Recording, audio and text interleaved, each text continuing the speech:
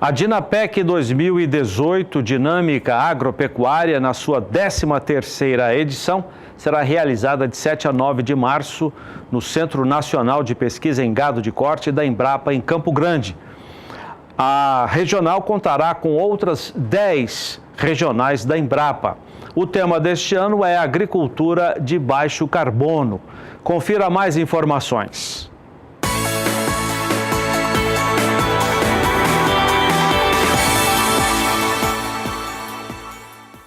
Denominada Feira de Agroinovação, a Dinapec apresentou sua primeira edição no ano de 2006. Na época, o tema principal foi o Sistema de Integração Lavoura-Pecuária. O objetivo era destacar o conhecimento voltado para uma pecuária de corte sustentável. A ideia deu tão certo que em 2018 a feira chega na 13ª edição. Com a Embrapa Gado de Corte e outras unidades, assim como os parceiros, contribuem com a realização da feira, entre eles a Agência de Desenvolvimento Agrário e Extensão Rural, Agraer. Este ano nós fizemos um arranjo legal com os nossos parceiros, Iagro, Senar, Embrapa CPAO, Embrapa Gado de Leite, e vamos estar criando roteiros tecnológicos para os produtores. No período da manhã, eles vão conhecer diversos roteiros na diversificação da produção da agricultura familiar. Então, acho que é bem interessante, ele vai ter um leque de opções para ver no período da manhã, e à tarde nós vamos fazer oficinas mais completas, também tema de manejo, tema de horticultura, fruticultura, produção de leite com qualidade, alimentação para bovinos. A Dinapec é considerada uma vitrine tecnológica. A expectativa da Agraer é levar mais de 400 produtores na feira por meio de caravanas. Durante a Dinapec, os técnicos da agência estarão à disposição dos visitantes. O produtor, principalmente para o agricultor familiar, que é o público-alvo da Agraer, eu acho que é uma oportunidade ímpar, Não deixem de participar, porque realmente ali você tem opções de conhecer tecnologias, de ver como funciona realmente, e a experiência em campo, Nós estamos com toda a parte já de campo implantada, Kaile Rodrigues para o SBA. Chuvas mal distribuídas podem baixar o índice de umidade do solo no Rio Grande do Sul. Confira a previsão para o centro-sul do país com Juliana Rezende.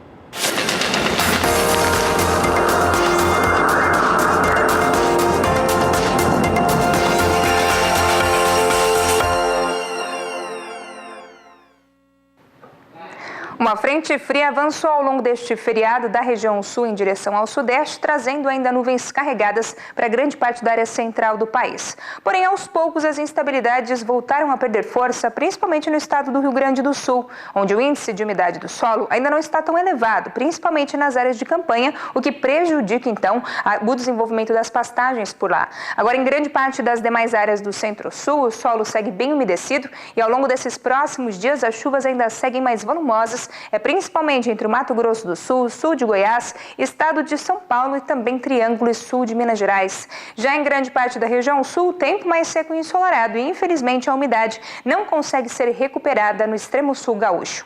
Para o próximo período, então, que vai do dia 20 ao dia 24 de fevereiro, por enquanto ainda não tem chuva significativa sobre o estado do Rio Grande do Sul. Esse acumulado mal deve passar dos 5 milímetros e o predomínio mesmo vai ser de tempo mais seco e ensolarado.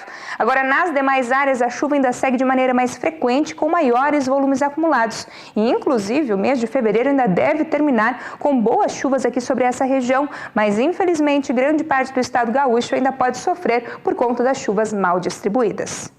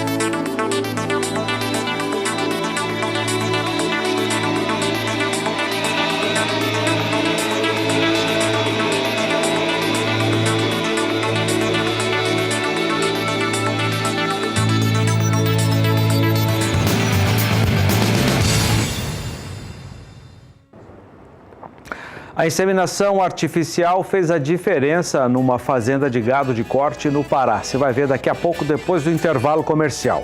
Até já. Um pecuarista do Pará mudou a eficiência do rebanho de gado de corte depois de usar a inseminação artificial. Confira na reportagem de Miriam Valadares. Na varanda da fazenda Itamaraty, no município de Bom Jesus do Tocantins, no Pará, batemos um papo pra lá de especial com o senhor João de Oliveira Costa. Sem muito estudo, mas de uma grande sabedoria, o mineiro que chegou por aqui na década de 70 foi persistente e soube driblar com ousadia as adversidades encontradas no norte do país. E fazenda é o melhor negócio que eu conheço. Se tem um negócio melhor que fazenda, eu não conheço. Homem de espírito empreendedor, o pecuarista investe de olho no retorno financeiro. Há 26 anos, ao visitar propriedades na região, ele viu os resultados da inseminação artificial e se interessou pelo assunto. Eu tive que comprar um gado. Aí eu tive informação que lá no Gogó da Onça tinha uma vacada para vender. E eu fui lá. Quando eu cheguei lá, o capataz para me mostrar o gado, mas estava pesando 400 bezerros. E eu fiquei ali olhando aquilo, e ele pondo um de cada vez na balança. E eu até fiquei assim incomodado, perguntei por que ele não pesava aquilo de uma vez, porque cabia 15, 20 na balança e ele punha um por um. Aí ele falou que não, que a norma da fazenda é pesar um por um. Quando acabou de pesar essa bezerrada, fizeram a conta, ela deu 222 quilos de média. E eles falaram comigo que ela estava com 7 meses e meio, 225 dias. Quando eu cheguei aqui na fazenda, eu tinha uma bezerrada que tinha nascido no mês de julho, estava completando 1 ano. Aí eu mandei buscar ela e passear na balança, ela deu 154 quilos. Aí aquela noite eu não dormi. Ao perceber que estava ficando para trás, o produtor se apressou, procurou auxílio técnico e foi incentivado a investir na inseminação artificial. Cliente Cemex, ele não abre mão do cruzamento industrial. O atendimento é feito pela FF Consultoria. Essa safra aqui a gente tem, são filhos, os Aberdins são filhos de um touro chamado Dimension. Os Braford são produção de um touro chamado X-Bull. A gente vem usando esses dois animais de uns 3 anos para cá, a gente tem batido bastante em cima desses dois animais. Através do Dimension a gente vem à busca do peso, que é um animal de frame um pouco mais alto, com DEPs altíssimos para peso a desmame, que é o que a fazenda vende, macho com desmamado e no peso vivo. É interessante para o fazendeiro isso. Aliado isso, ele vem com a precocidade do Angus, com a heterose, né, em cima das vacas Zebu. E o segundo passo é o Braford, que a gente coloca em cima das fêmeas F1. As vacas vazias são descartadas, o que comprova o rigor na seleção. O peso médio de desmama dos machos é de 234 quilos, podendo chegar a 270. E as fêmeas são desmamadas com peso médio de 226 quilos. A gente vem sempre à procura desse resultado, que é o peso e a precocidade. Esse lote de novilha aí está com 10 meses de idade e a gente já tem até novilha no cio.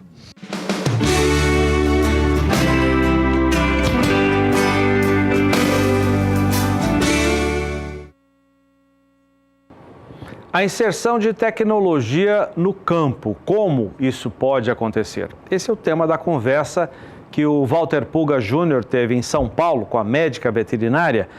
Ela é a Roberta Zug, que é também pesquisadora para o setor do agronegócio. Vamos ver. Roberta, obrigada por ter vindo. Vamos falar agora do que tem chamado a atenção, inclusive nos artigos que você escreve, né? São as perspectivas para o agro e as visitas recentes que você fez a alguns países, particularmente você esteve na Turquia e voltou com uma visão muito positiva do que nós podemos fazer no Brasil. O que você tem defendido para manter o agro sustentável? Você tem feito artigos. O que você considera fundamental para a sustentabilidade no agronegócio? Eu agradeço poder conversar com vocês aqui. Quando a gente viaja, vê alguma coisa diferente, porque quem está na rotina no Brasil, a gente acostuma com algumas coisas. O sol, né? A terra sempre plantando. Aí quando você sai, vai fazer estudos, aí você olha como eles têm dificuldade. Eu falo da Turquia ali, mas agora a nevasca que a gente teve nos Estados Unidos, Canadá, é difícil, né? A gente, grande parte do tempo, eles estão sem o solo coberto com neve, sem poder produzir. Então, essa visão que a gente tem do agro no Brasil é que a gente podia potencializar muito mais. Então, eu tenho todo esse tempo de produção, eu posso colocar animal no pasto o ano inteiro. Lá não, eles estão 4, 5 meses que o animal tem que ficar confinado, isso tem um custo muito alto. A gente tem um rebanho imenso e a gente importa lácteos, né? Poderia estar exportando, poderia estar explorando todo esse mercado, e que a gente entende que às vezes o pessoal de leite tem reclamado bastante, de fato o preço caiu, agora está dando uma melhoradinha. Vamos diminuir a produção. Não, nós temos que agregar valor ao nosso produto, nós temos que produzir lácteos de qualidade. E por que não vale tanto leite assim? Por que o nosso queijo não é tão bom? Será que nós estamos produzindo a nossa matéria-prima de qualidade? Será que as práticas ali dentro estão, de fato, compatíveis com o produto que a gente quer vender na gôndola do supermercado? O pecuarista de leite, ele tem dificuldade para cumprir aquelas regras que são necessárias para um leite de qualidade? Então, o Brasil ele é bastante particular em relação a isso. Então, você tem uns produtores que são de excelência. O gado não deixa, a genética não deixa dever nada aos países como Holanda, Estados Unidos e Canadá. Tem gado de excelência, por exemplo, da raça holandesa. A gente tem produtores de um nível muito alto, uma produtividade muito grande e que, de fato, exploram muito bem isso. Só que a gente tem um número muito grande de produtores que estão lá do outro lado, né? De 1900 as práticas. E eles às vezes não acreditam nisso, e eles têm um volume muito grande de produção e são aqueles produtos que estão sendo comercializados ali nível local, né, de inspeção municipal, de queijos, e esses produtores muitas vezes têm dúvidas, né, e eu trabalho com isso, consigo conviver. A hora que você fala, não, isso contamina, ele não enxerga a bactéria, ele não enxerga o micro-organismo, ele não entende que aquela vaca está doente. Ele nem acredita no que você fala. Não acredita. Eu vi, né, o veterinário inventa isso para arrumar emprego, né, então o veterinário que inventa uma tuberculose que é para a gente poder tratar a vaca, né? Então ele não entende muito disso. E que a gente vê que hoje as pessoas na cidade, elas perderam aquele vínculo com o campo. Então antes, há 50 anos, todo mundo tinha um avô que tinha um sítio, ou um tio, ou alguém que produzia.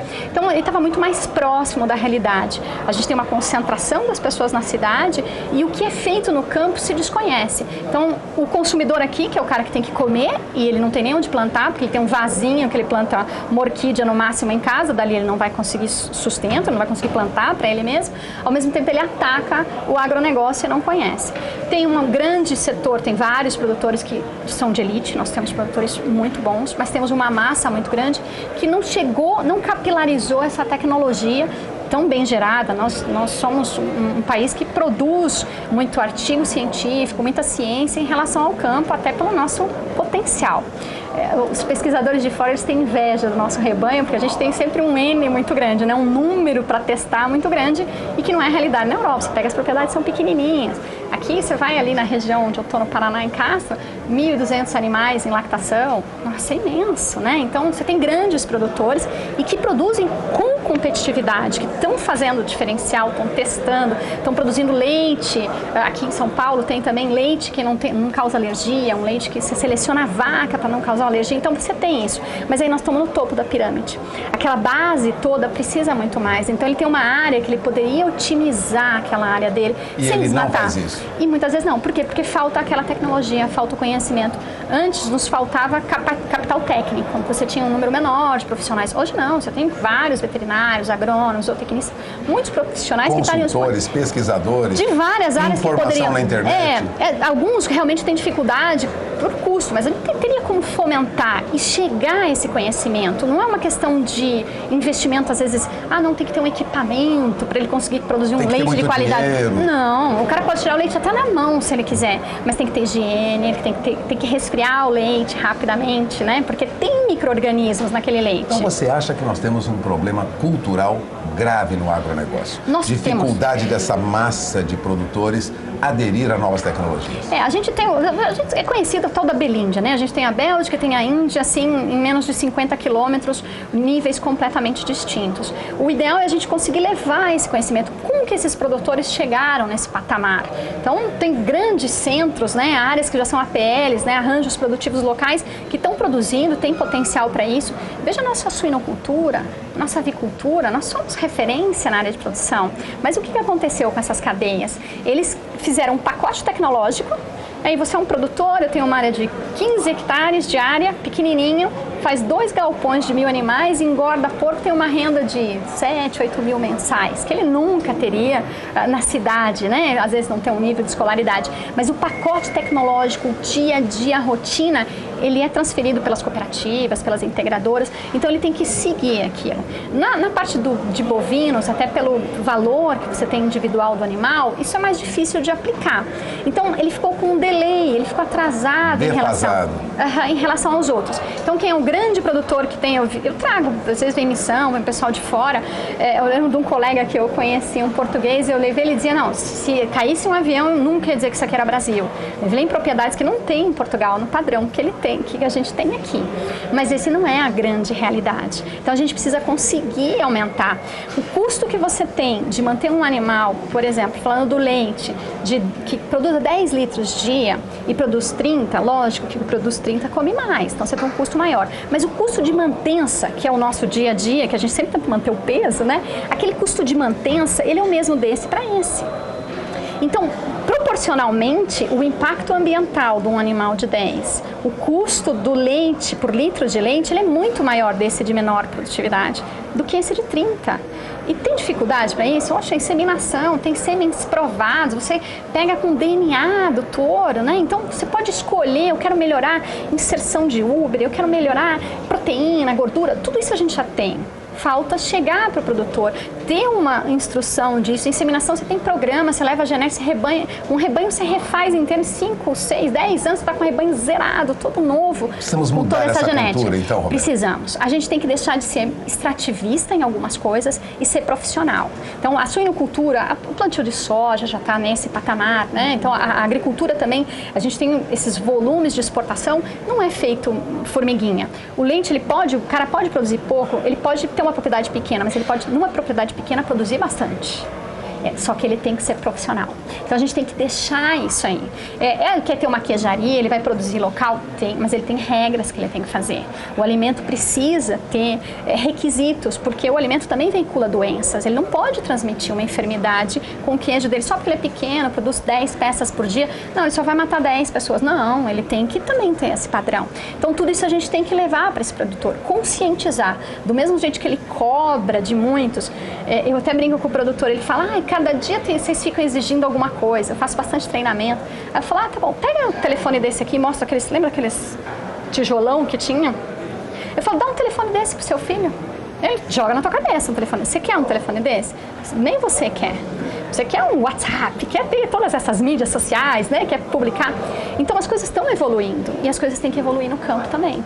Então a gente tem que dar garantia, a gente tem que ter rastreabilidade, tudo isso a gente tem que fazer. Esses grandes que também começaram pequenos, poucos são os que já chegaram com uma propriedade. A maioria deles, esses históricos, vieram imigrantes, trouxeram 5 animais, 10 animais, às vezes que mas trouxeram. Evoluíram. Sim, propriedades menores, os caras foram crescendo, mas aquilo era a profissão deles. Então é isso que a gente precisa ter no campo. E a gente tem potencial, a gente está gerando tecnologia, a gente tem as startups, tem um monte de coisa que pode ser aplicado para melhorar e a gente tem que usar isso a nosso favor. Bom, você ouviu Roberta Zug. Bom, o nome é complicado, mas para você ter uma ideia, esse recado vem de uma veterinária, ela é vice-presidente do Sindicato dos Médicos Veterinários do Paraná, tem experiência e ela faz parte do Conselho Científico Agrosustentável, CCAS. Roberta passou o recado, fica aí a mensagem. De olho na tecnologia, precisamos avançar.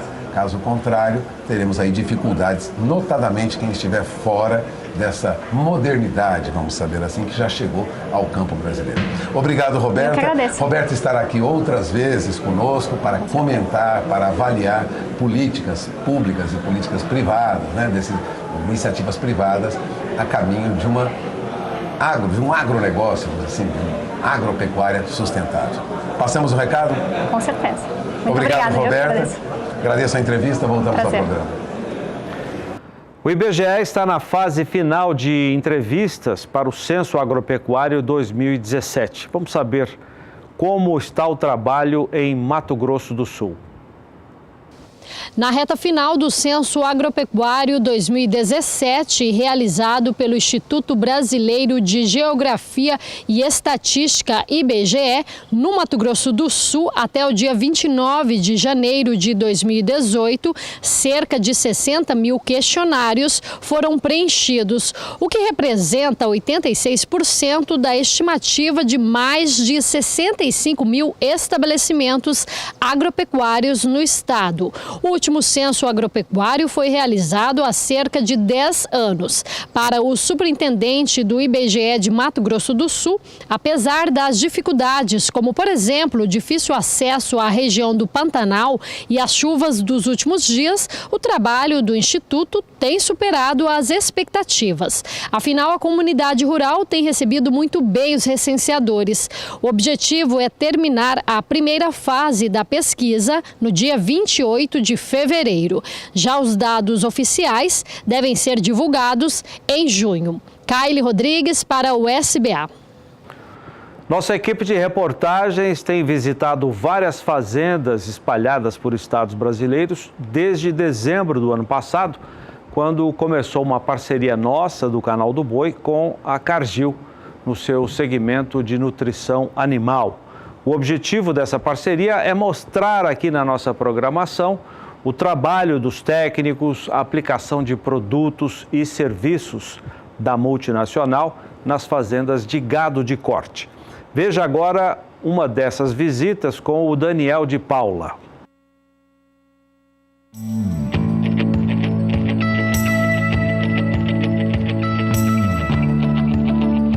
As parcerias movem nosso negócio. Unindo forças, difundindo tecnologia e conhecimento, é que incrementamos a produtividade com a segurança que o agronegócio precisa. Na pecuária, essa força ganha 2 novos aliados. SBA e Cargill, através de sua divisão de nutrição animal, a Nutron, juntam suas equipes para fortalecer a produção de carne sustentável e economicamente viável que o Brasil se propõe a mostrar.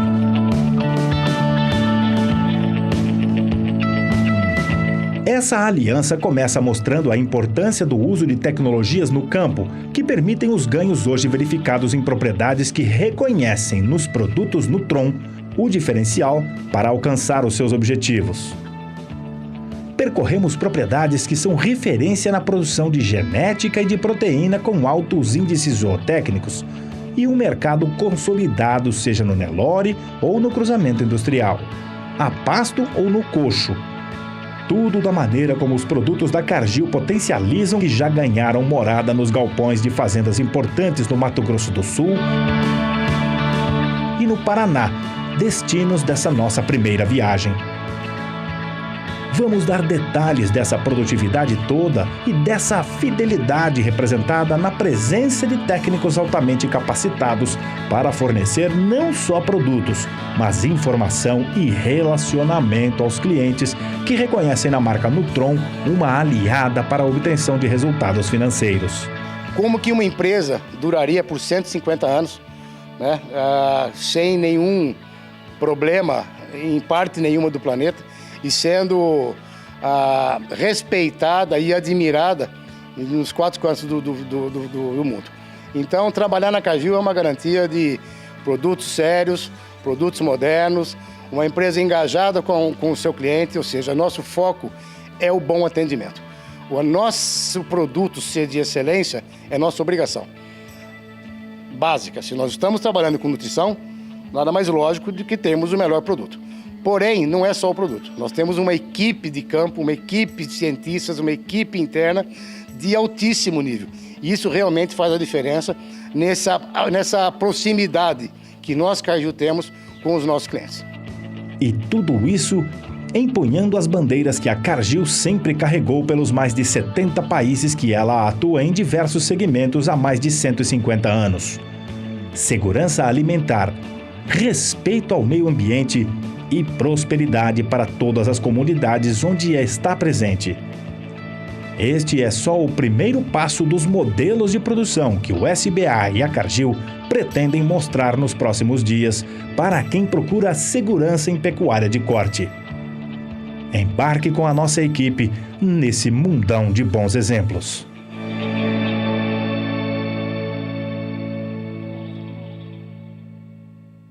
Vamos ver como é que foi a retomada dos mercados depois do Carnaval? A São Paulo com a Sara Kirchhoff, que tem as informações. Muito boa noite, Sara.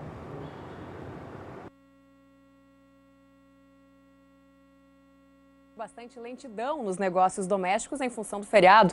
O mercado ele começou a operar 1h da tarde e a agenda foi muito fraca nesta quarta-feira. O Congresso só vai retomar as atividades na próxima semana, com foco na reforma da Previdência, mas nesta quarta-feira o dólar teve uma forte queda frente a diversas moedas, especialmente depois da divulgação dos dados referentes à inflação ao consumidor dos Estados Unidos, que acabou avançando mais do que o esperado pelo mercado. Com isso, o dólar perdeu força, como eu falei, frente a uma cesta de moedas e também frente ao real. Isso depois de subir bastante nos últimos dias. Lembrando que na última semana o dólar chegou ao passar dos R$ 3,30 e nesta quarta-feira, com uma queda acima dos 2%, o dólar comercial termina o dia de hoje em R$ 3,22 mais 80, a queda de 2,27% para a moeda norte-americana nesta quarta-feira de cinzas. Dólar cai e o milho no mercado físico sobe nesta quarta-feira no indicador CPEA, o Centro de Estudos Avançados em Economia Aplicada.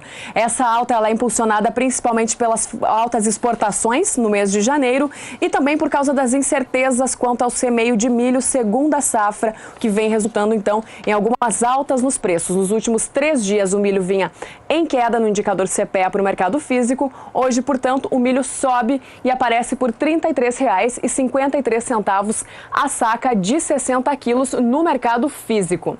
Já o milho no mercado futuro registrou comportamentos distintos hoje aqui na Bolsa de Valores de São Paulo. Tem contratos em queda, tem contratos próximos da estabilidade, também tem contrato em alta. Eu vou começar destacando os contratos que vencem em março e que hoje apresenta um recuo de 0,88%. Com isso, o valor da saca, que no último pregão aparecia por R$ 34,14, cai para R$ 33,84 no ajuste atual e cai ainda mais nos últimos negócios. O contrato de março foi o mais negociado para o mercado do milho hoje aqui na Bolsa de Valores de São Paulo. Os contratos com entrega em maio têm um recuo de 0,39% e passam de R$ 33,50 a saca para R$ 33,37 a saca no ajuste atual, caindo mais 7 centavos nos últimos negócios. Os contratos com entrega em julho têm uma leve alta de 0,03% e com isso encerram a sessão de hoje aos R$ 32,85 a saca. E os contratos com entrega em setembro têm uma alta de 0,5% nesta quarta-feira e passam dos R$ 32,18 a saca para R$ 32,34 no ajuste atual, caindo para R$ 32,06 a saca nos últimos negócios. Esse é o fechamento do milho e do dólar, então, para esta quarta-feira de cinza, nesse pós-feriado de carnaval, Zaidan. Daqui a pouquinho eu volto com mais informações da Bolsa de Valores de São Paulo. É com você. Obrigado, Sara. Até já, então. Agora o preço do milho em todo o país.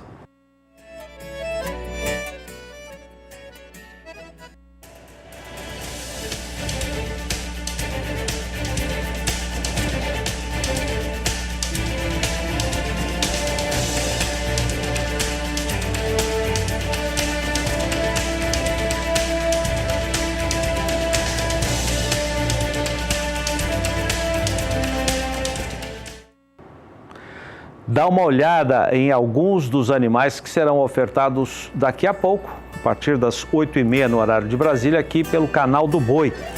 A retomada dos leilões de gado de corte depois do Carnaval, realização da Leilosul. Daqui a pouco, outras informações e imagens do leilão. Até já! 2 minutos para 7 no horário de Brasília, 2 minutos para 6 no Centro-Oeste, Mato Grosso do Sul. Eu falei Mato Grosso porque é um horário que vai estar presente na próxima edição do Boi em Pauta, a novidade da nossa agenda de negócios em 2018.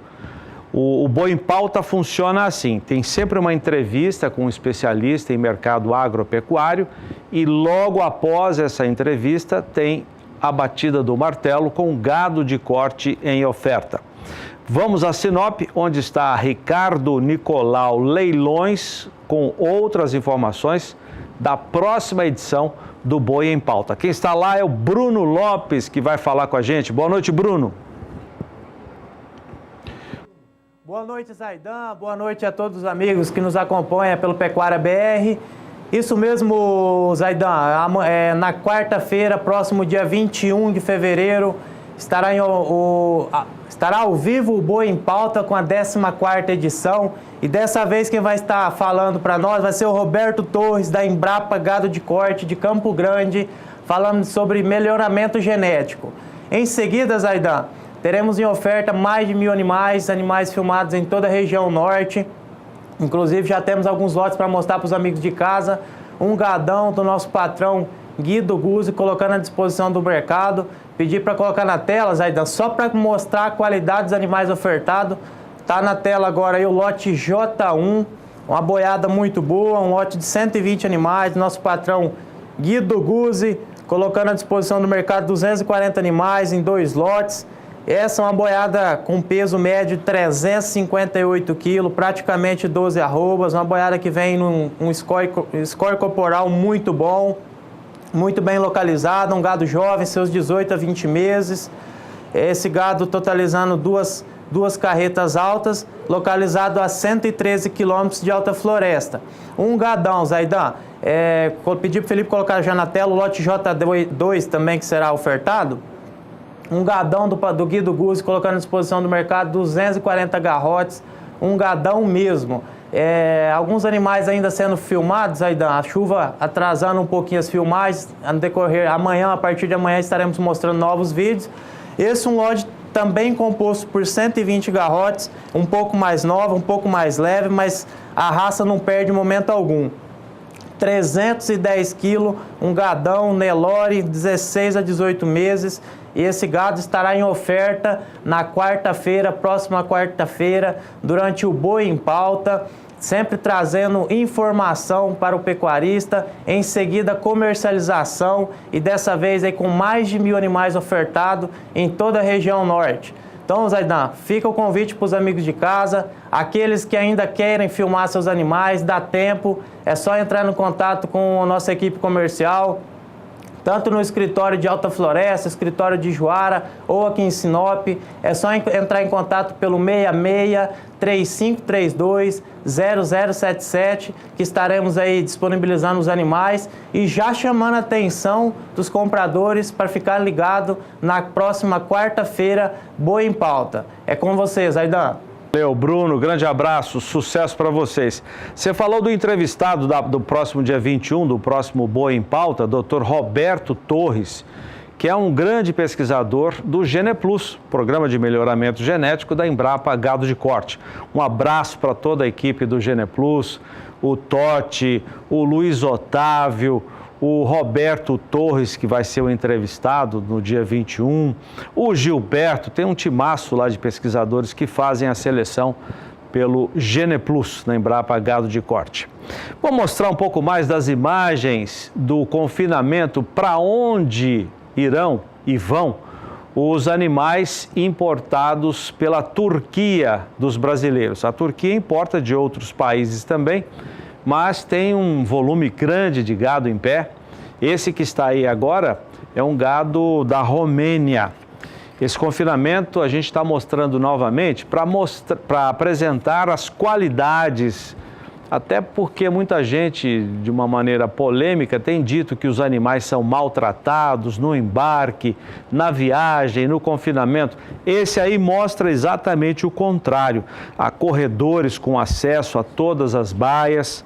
Em alguns locais tem tronco de manejo para tratar eventuais contusões dentro do próprio local. Não é preciso tirar o gado para ser tratado. Esse é o bebedouro. Aí o gado vai beber uma água sempre limpa, sempre fresquinha, de uma maneira que não haja desperdício da água. Tudo muito bem, a tecnologia é muito bacana, que está nesse confinamento lá na Turquia. Ele fica a cerca de 150 quilômetros de Ankara, capital da Turquia, e o gado que sai do Brasil está indo diretamente para a engorda nesse confinamento. Os importadores querem animais pesando a carcaça 380 quilos. Ou seja, o boi em pé, na hora da terminação, tem que estar mais ou menos com 750 quilos de peso vivo. E após o abate, eles querem uma carcaça nesse peso, deixa eu repetir aqui, 380 quilos. Vou falar com o João Pedro, está aqui conosco, que comenta aqui espetáculo de confinamento, né, João? Tudo asfaltado, pavimentado. Nós aqui do canal do Boi podemos ter orgulho de estar mostrando a verdade, porque se criou-se um monte de mentiras em cima dessa questão de exportação de animais vivos, e coisas absurdas. É tipo ação trabalhista, que o advogado do peão vai lá e pede coisas que não existem, que não aconteceram e tal, pede coisas absurdas. A mesma coisa aconteceu nessa petição que foi feita ao juiz. A ONG, através de uma representante dela, comentava que morria 10%, até 10% dos animais embarcados. Olha, não chega a morrer 0,1%. Num lote de 27 mil cabeças, eu duvido que morresse 15, 20 animais. Não morre. Por quê? Porque todo o processo é bem feito, é bem cuidado. Esse animal, o nosso próprio ministro Blairo Maggi, a semana passada, numa entrevista lá no Mapa, ele falou que tem mais de 100 mil animais no Brasil sendo trabalhados para serem embarcados. Ou seja, animais que foram comprados em várias praças do Brasil vão para locais, se acostumam a comer no coxo, a beber água em bebedouro e tal, para que não sofra nenhum processo de adaptação. Esses navios que são usados são navios construídos especialmente para transporte de gado. Os maiores exportadores de gado do mundo, primeiro é o México, mas o México vende tudo para os Estados Unidos praticamente, é cliente cativo do americano. Faz que parte do mesmo bloco econômico. Vai a pé, vai de ferrovia, etc. O segundo maior exportador é a União Europeia e o terceiro é a Austrália. O quarto é o Canadá e quinto é o Brasil. Ou seja, os quatro que estão na frente nossa são países que primam pelo bem-estar animal. E o Brasil também. O nosso trabalho aqui no Brasil é exemplar. O Ministério da Cultura faz o seu dever de casa. Ele, quando autoriza uma exportação de um lote de animais em pé, ele exige do exportador uma série de cuidados. E também para o exportador é importante isso, porque ele não quer fazer um negócio com a Turquia, ele quer fazer negócio permanentemente com ela, com a Turquia, com o Líbano, com o Egito, esses países que compram animais vivos para ser terminados lá e abatidos de acordo com a religião deles. Se for muçulmano, no método halal, ou for judeu, no método kosher. Então, isso é um absurdo que acontece no Brasil. Então, isso cria uma certa incerteza no processo. Parece que com essa decisão do Tribunal Regional Federal de São Paulo, da 4ª região, parece que agora ficou mais clara a situação e é um troço absurdo. Nós mostramos esse confinamento, para onde que vai o animal. Mas não sei se tem um outro vídeo, que mostra como é que... Você recebeu um vídeo hoje, eu vou pedir para o Maurício colocar na tela para a gente. Não precisa nem colocar o áudio, é só mesmo só as imagens para o João comentar. Já falo por si só, né? Lote que chegou, tá esse vídeo, a exemplo dos que nós já mostramos, divulgados em rede social. O João Pedro recebeu e a gente vai mostrar aqui também. Esse é o quê? Deve ser um empresário, alguém de uma eu acho que era o responsável, porque ele acompanhou todo o processo. Parece que foram 16 dias de São Paulo até a Turquia, e ele mostra animais tranquilos, animais acomodados, bem, sem estresse, sem nada.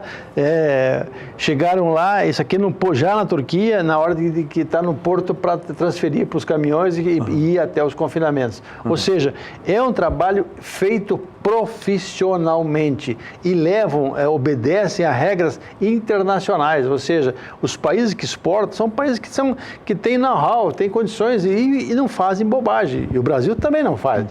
Pena que dentro do Brasil nós temos que enfrentar questões judiciais, ONGs recorrendo com citações absurdas como essa, que poderia morrer até 10%. A pessoa morrer 10% num lote de 27 mil, nós estamos falando de 2.700 animais. Ou seja, em 16 dias, mais de 150 animais teriam que morrer por dia. Isso não existe. Você tem um acompanhamento veterinário, tem um trabalho preventivo, uma qualidade de ração, espaço físico. Não tem condições, não há nenhum problema a respeito Agora, tem disso. um projeto de lei de um deputado paulista já protocolado na Câmara dos Deputados. Quer dizer, esse assunto ainda não terminou. Ele voltará a ser debatido no Congresso. Mas, Zé Dan, eu tenho certeza que quando o bom senso fala mais alto, acho que não vai haver nenhum problema. Basta que o setor esteja lá para rebater coisas absurdas, como essa que poderia morrer até 10%. Isso não existe. Então, isso mostra a necessidade do setor estar organizado, ter uma estrutura para enfrentar essas ONGs que não tem nenhum compromisso com a realidade brasileira, é uma verdadeira quinta coluna dentro do território nacional, falando mal do Brasil, vendendo uma imagem que é errônea e que o produtor ele tem a obrigação de se defender, ele vai ter que se defender, mostrar o que é a realidade. Esses vídeos mostram claramente o que acontece. E para o Brasil é importante isso. Esse ano a gente vai exportar uns 420 mil cabeças. Em algumas regiões...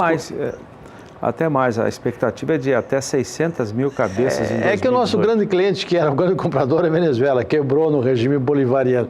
Mas você tem expectativa. O comércio mundial está na faixa de próximo a 5 milhões de cabeças. Mas o grande comprador de animais vivos é os Estados Unidos. Ele compra do Chile, do México e do Canadá. Termina nos Estados Unidos e o segundo e terceiro é a União Europeia e a Austrália. São dois países que também. Só que a União Europeia ela não tem condições de competir com o Brasil. A Austrália sim, a Austrália produz animais de qualidade excepcional, essa briga em qualquer mercado.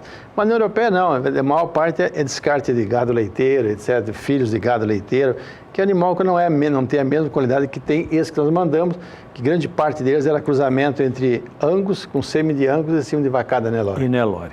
Bom, esse projeto que está protocolado proíbe a exportação de gado em pé por via marítima, qualquer porto do país. Né? Isso vai ser discutido em breve pelo Congresso. Com tanta coisa séria no Brasil, nós alguns parlamentares se preocupam com isso. Esquecem a questão da Previdência, esquecem o déficit, esquecem a violência, esquecem a saúde, esquecem o resto. Querem os seus 15 minutos de fama. Falem bem ou mal, mas falem dele. Só que isso atrapalha o Brasil, infelizmente. Obrigado, João. Bom trabalho. Voltar a São Paulo com a Sara Kirchhoff, que traz agora os preços dos mercados do suíno e do frango. Sara. Isso mesmo, Zaidan. O preço do suíno voltou a cair nesta quarta-feira no estado de Santa Catarina. O preço do suíno do quilo vivo, que estava em R$ 3,20 no último levantamento do CPEA, hoje caiu 5 centavos. Foi para R$ 3,15 o quilo. A gente consegue acompanhar esse movimento de queda no preço do suíno vivo, pelo menos desde o dia 6 de fevereiro, quando estava em R$ 3,27. Depois foi para R$ 3,21, R$ 3,20. Permaneceu em R$ 3,20 no levantamento anterior e hoje, então, registra uma queda de 5 centavos no dia. Com isso, no acumulado do mês de fevereiro, o produto tem uma queda acima de 5%, de acordo com o indicador CPEA para o estado de Santa Catarina. Já o frango permanece exatamente igual ao último levantamento do CPEA. O preço do frango continua em R$ 3,47 o quilo no atacado de São Paulo, preço para o frango congelado. E no acumulado do mês, diferentemente do suíno, o frango tem uma alta em fevereiro, uma alta que passa dos 2%. O que também subiu no mercado do frango foram as exportações no mês de janeiro, na comparação com dezembro do ano passado. A alta foi de 3,01%, só que na comparação com janeiro de 2017, as exportações de produto in natura registraram uma queda de 9%. O que ajudou a puxar um pouco as exportações para que elas tivessem um aumento em relação a dezembro foram principalmente os embarques para a Arábia Saudita e também para a China. Devolvendo o sinal para Campo Grande, daqui a pouco eu volto com mais informações. Aidan. Legal, obrigado, Sara. Até já então com os preços do bezerro e do boi nesta quarta-feira. Agora os preços do suíno e do frango em todo o país.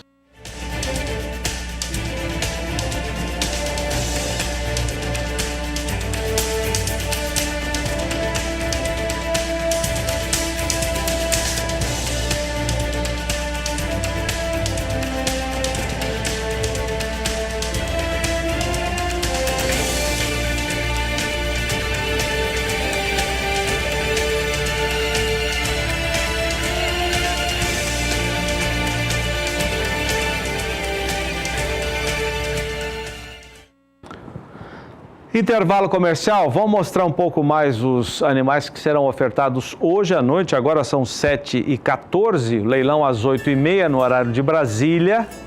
Já na última semana do horário de verão, no sábado, nós vamos ter que voltar 1 hora no nosso relógio, em grande parte do país. O gado já está com um pezinho bom. Será ofertado hoje à noite pela Leilosat. Até já. 7h16, agora a previsão do tempo para o centro-norte do país. Boa notícia que a Graziela Gonçalves vai trazer para o Matopiba. Umidade do solo que vai ganhando força por causa das chuvas por lá. É a previsão. Vamos conferir.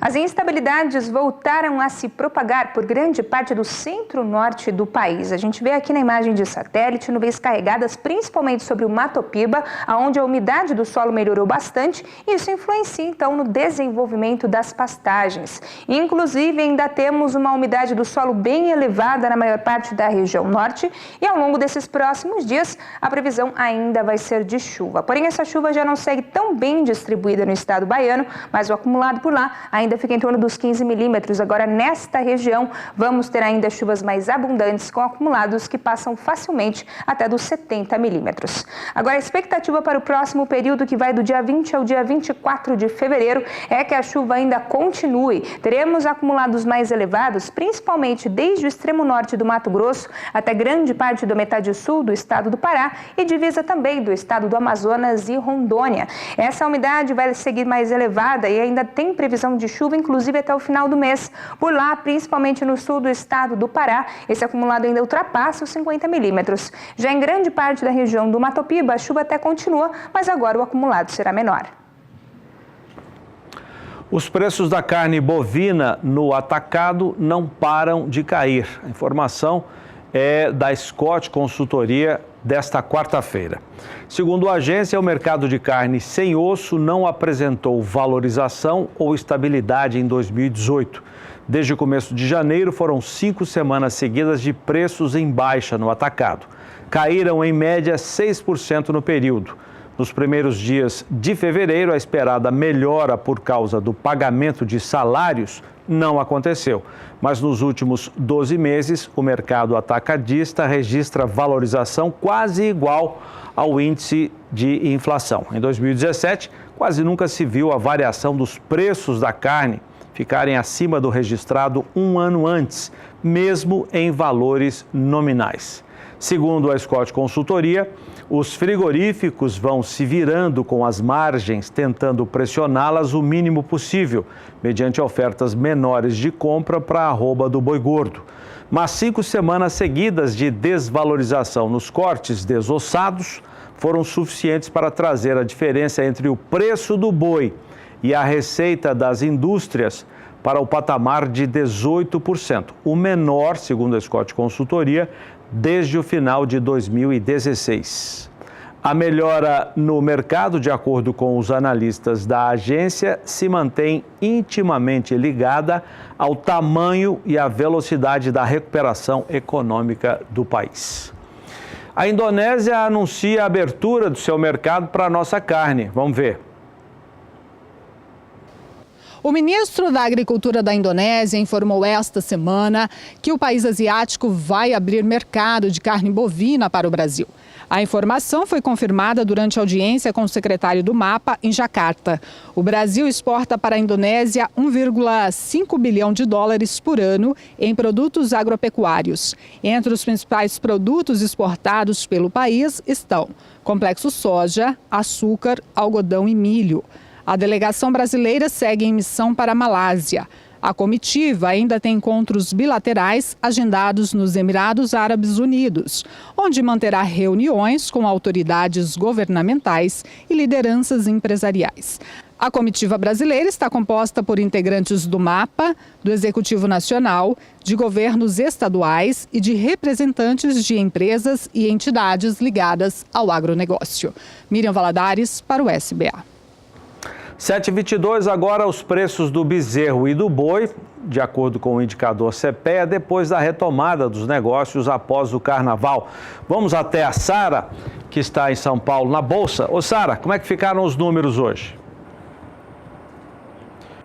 Os números no mercado do bezerro ficaram abaixo do que aqueles vistos no último levantamento do CPEA, o Centro de Estudos Avançados em Economia Aplicada. E de acordo com Safras e Mercado, os comportamentos no mercado de carnes nesta quarta-feira foram bem distintos, variando aí conforme as diferentes regiões do país. Aí no estado de Mato Grosso do Sul, portanto, o preço do bezerro registrou uma forte queda nesta quarta-feira de cinzas, uma queda acima dos 2%. E com isso, o preço do bezerro por cabeça, que no último levantamento do CPEA aparecia por R$ 1.191,60, nesta quarta-feira tem queda e vai para R$ 1.162,24. Só que no acumulado do mês de fevereiro, o bezerro segue em alta no indicador CPEA, uma alta que passa de 1,5%. Do preço do bezerro, passamos para o preço do boi gordo. A arroba, que no último levantamento do CPEA aparecia por R$ 145,10 aqui no estado de São Paulo, hoje tem uma queda de 0,76% e vai para R$ 144. No acumulado do mês de fevereiro, a queda da arroba do boi gordo em São Paulo, de acordo com o indicador CPEA Mercado Físico, é de quase 1,5%. Só que no mercado futuro, o boi gordo tem alta na sessão desta quarta-feira aqui na Bolsa de Valores de São Paulo, com os principais contratos operando no azul. Os contratos com entrega em fevereiro, agora em fevereiro deste ano, que está na metade do mês, aí já se encaminhando, tem uma alta de 0,21%. Com isso, o valor da arroba passa de R$ 145,40 para R$ 145,70, 30 centavos a mais no ajuste atual, mas com queda de 50 centavos para os últimos negócios. Os contratos com entrega em março têm um avanço acima de 0,5% na sessão desta quarta-feira e com isso passam dos anteriores R$ 144,95 arroba para R$ 145,80 no ajuste atual, caindo 80 centavos nos últimos negócios. Os contratos com entrega em abril têm um avanço de 0,21% e o valor da arroba com isso vai dos anteriores R$ 144,15 para R$ 144,45 no ajuste atual. E os contratos com entrega em outubro, que é o mês referência para o mercado do boi gordo, tem uma alta de 0,20% na sessão desta quarta-feira, passando de R$ 151,35 para R$ 151,65 no ajuste atual. Dia de alta, portanto, para o boi gordo no mercado futuro, Zaidan. Com isso, eu encerro minha participação por aqui. É com você. Legal. Obrigado, Sara. Até amanhã. Vamos ver a cotação agora de uma boiada de bom acabamento de carcaça com boa logística entre a fazenda e a indústria. Quem traz esses números para a gente é a Rural Business. Vamos começar pelo sul do país. As 3 praças estão aí para você dar uma olhada. Preço à vista, livre de negociação para que quem vai pagar o fundo rural entre o pecuarista e a indústria. Então, vamos lembrar que uma boiada de bom acabamento de carcaça. Vamos para a região norte agora. Preços apurados hoje estão aí. As 3 praças também. Região nordeste agora. Centro-oeste. E, finalmente, a região sudeste do país. Números de hoje apurados pela Rural Business. Boiada diferenciada, bom acabamento e boa logística. Vamos fechar o Pecuária BR de hoje falando de um trabalho, uma vitrine de tecnologia promovida em Sinop, região de Sinop, no norte do Mato Grosso. Quem traz as informações é Valdir Pacheco. Um dia de campo voltado para a promoção do desenvolvimento da produção, visando discutir e apresentar alternativas tecnológicas disponíveis nos dias de hoje. O evento aconteceu na unidade demonstrativa da UFMT, instalada na fazenda VMX Armazéns Gerais, no município de Porto dos Gaúchos, no norte do estado. Nesta primeira vitrine tecnológica agrícola, os participantes estão recebendo palestras técnicas em 4 estações sobre fertilidade de solo para soja, milho e arroz. Na estação Milho em Consórcios, o doutor e professor da UFMT, Anderson Lang, abordou as possibilidades e melhorias para o sistema solo-planta na integração milho-braquiária. Existem várias vantagens do ponto de vista físico, químico e biológico. A gente já abordou alguma coisa da parte de química de solo, o benefício do uso do nitrogênio com a braquiária no sistema, melhora a eficiência de uso de nitrogênio, então a planta teria um gasto energético menor em processar esse nitrogênio com o sistema de braquiária. A gente apresentou alguns dados de compactação de solo, onde a braquiária ela vem como um descompactador e isso acaba melhorando também o uso do nitrogênio, porque a planta acaba fixando mais nitrogênio. Tem uma nodulação maior quando dá presença da braquiária na área. Em outra estação, o professor de Fisiologia Vegetal do curso de Agronomia da UFMT apresentou a importância da fixação biológica de nitrogênio, principalmente na fase de enchimento das vagens. Nós temos armazenado dentro das vagens, são macromoléculas de proteína e os lipídios, aquelas macromoléculas de proteína que ficam ali armazenadas e que foram sintetizadas, elas dependem extremamente do nitrogênio que é assimilado por essas plantas. Quando a gente tem uma disponibilidade de nitrogênio maior para essas plantas, via mecanismo de fixação biológica, que é um sistema de nodulação eficiente, essas plantas, consequentemente, vão ter sementes com uma massa mais densa, ou seja, são sementes que ficarão mais pesadas e, consequentemente, isso reflete num lucro maior para o produtor. O doutor e professor Daniel Abreu, da UFMT, foi um dos coordenadores do evento. Para ele, um dia de campo como esse só é possível através de parcerias com entidades e empresas privadas ligadas ao agronegócio. A universidade ela tem um substrato técnico, científico, intelectual. E a gente precisa de bons parceiros, como a Famato, a ProSoja, Senar, a Climate. Valdir Pacheco para o SBA. Pecuária BR termina aqui, voltaremos amanhã às 6h15 no horário de Brasília. Vamos dar mais uma olhada para a gente encerrar esta edição. O gado que será ofertado daqui a pouco, agora quase 7h30, às 8h30 da noite no horário de Brasília, virtual de gado de corte da Leilosat. Na sequência, você fica com o Renato Lapenta e o Brasil Gourmet e depois o Adriano Edival com o programa Na Batida do Martelo, traz outras informações e vai mostrar outras imagens do gado que vai ser ofertado hoje à noite. Até amanhã!